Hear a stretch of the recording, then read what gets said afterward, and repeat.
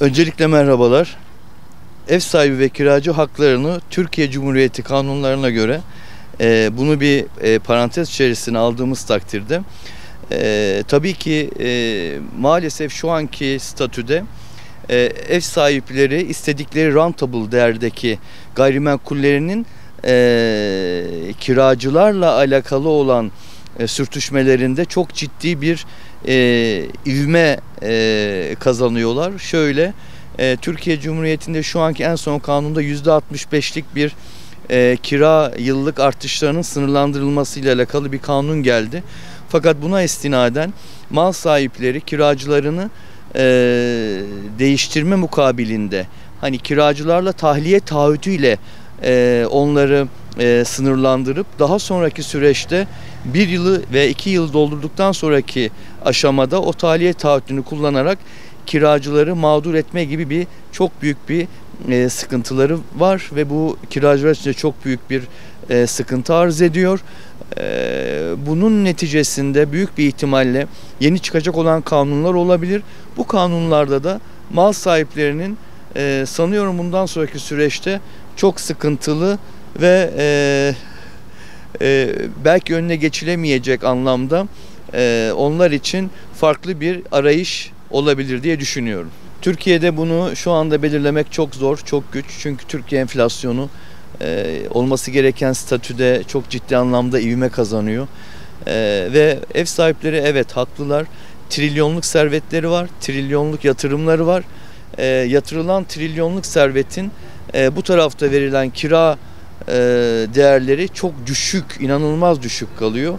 Burada da söyleyebilecek hiçbir husus yok. Bunu tamamen Türkiye Cumhuriyeti devlet nezdinde Sayın Cumhurbaşkanımız Tayyip Erdoğan'ın kendilerinin bu statüde bakanlarımıza vermiş olduğu direktiflerle yapılabilecek bir üniteye ancak ünite için geçerli olabilir diye düşünüyorum. 3 şart var.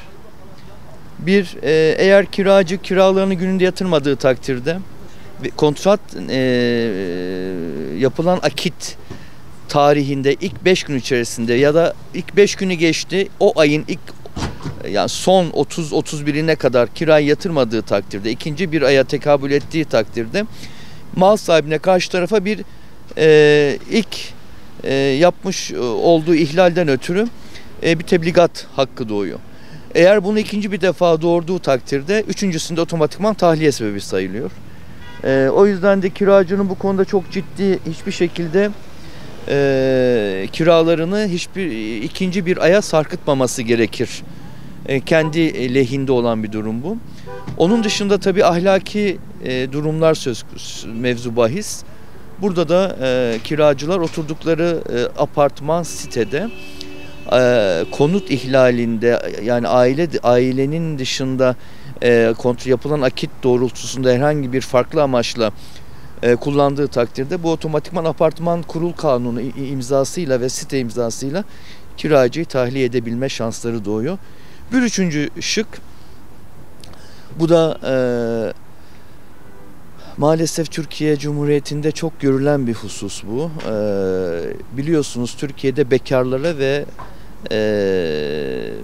dul, bekar, öğrenci, yurt dışından gelmiş, Türkiye'ye yerleşmiş, farklı vatandaşlık altındaki insanların Türkiye'deki kontratları yapılırken maalesef onların çok aleyhinde durumlar mevzu bahis olabiliyor.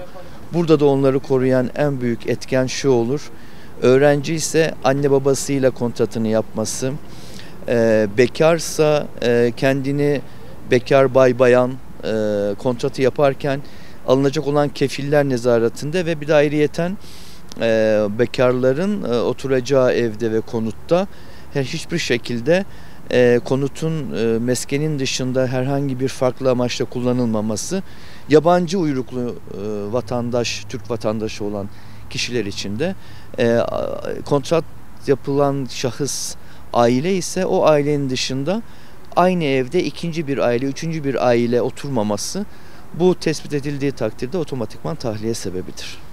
Şu anda bütün kanunlar kiracıdan yana. İlk yapılan kontrat münasebetince zaten 5 yıllık süresi var. 5 yıl içerisinde hiçbir şekilde mal sahibi itiraz etme hakkı yok.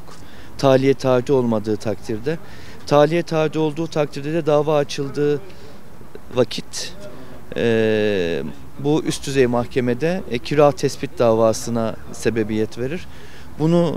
Bu davanın açılabilmesi için de ilk 2-3 yılın doldurması gerekiyor. İlk 3 yıla kadar herhangi bir şey yok. 10 seneyi doldurmuş kiracı otomatikman zaten tahliye sebebi olarak sayılıyor. Bu nedenle de burada zaten hukukta şu anda bütün her şey kiracıdan yana olduğu için kiracı bütün maddeleri rahatlıkla hukuksal olarak kendi lehinde çevirebiliyor. Hiçbir şekilde zorla çıkaramaz. Sadece burada olabilecek tek bir husus var. Hiçbir şekilde sözlü, karşılıklı, kaba kuvvet kullanarak değil, kiracı ve mal sahibi daha çok kullanılan telefonlardaki WhatsApp mesajlarını hiçbir zaman silmemesi, WhatsApp mesajlarında kiracının mal sahibinin kiracıya karşı yapmış olduğu hakaretler, işte tehditler, bunlar göz önünde bulundurularak hareket edilip bu hukuka intikal ettiği takdirde zaten hiçbir şekilde mal sahibi direkt kiracıyı çıkaramaz. Böyle de bir hakka sahip değil. Türkiye genelinde bütün illerde, büyük illerde, İstanbul, İzmir, Ankara gibi illerde yapılan site aidatlarında genellikle güvenlik ve ayrıyeten de yazlık yerlerdeki havuz sistemi ve sosyal içerikli olan kullanım alanlarına münasip yapılan bu süreçteki bütün site kanunlarında zaten o illere ait olan bir standart aidat vardır. Bu standart aidat hiçbir şekilde kimse bunun üstüne farklı bir aidat ücreti isteyemez. İsterse de bu kanunen suçtur. İsteyemiyorlar da. Fakat onun dışında genel olarak normal bir mahalle içerisindeki ya da semt içerisindeki normal apartmandaki alınan aidatlarda da zaten kat kalorifere kombi olduğu için burada doğalgaz herhangi bir şekilde doğalgaz bir ücreti alınmamakta, apartman merkezi ısıtma olmadığı takdirde buradaki yapılacak olan temizlik unsuru, işte apartmandaki genel giderlerde de standart olabilecek olan ücret apartman kat malikleri tarafından düşünülerek kendi nezdinde hareket edilmesi doğru olandır. O yüzden burada herhangi bir şekilde fazla bir aidat alma gibi bir lüksleri yok. Alamazlar da direktman otomatikman hukuka intikal edebilir bu olay.